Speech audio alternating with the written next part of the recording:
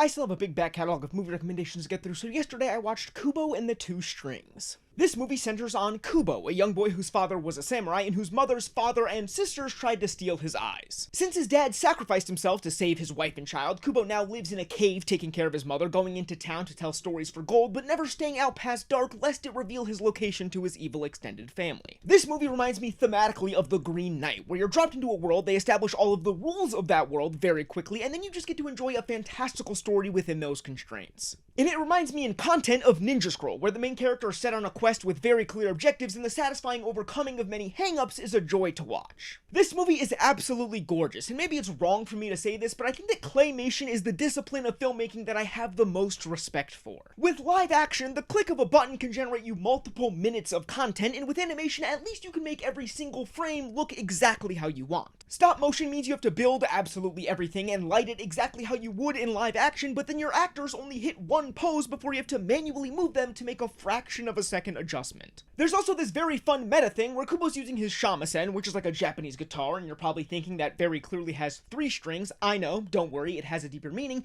to conjure magic to make his origami come to life to visualize his stories. And having to position your puppets to tell the story of them interacting with even smaller puppets to tell their own story just really tickles me. And last but not least, I'm sure you, like me, made the observation that the moon beast creature at the end of this film very closely resembles the Leviathan creatures from 2012's Avengers, and while I couldn't find any direct correlation online, I think per the Kubo wiki, it's safe to assume that they were both separately inspired by the Dunkleosteus.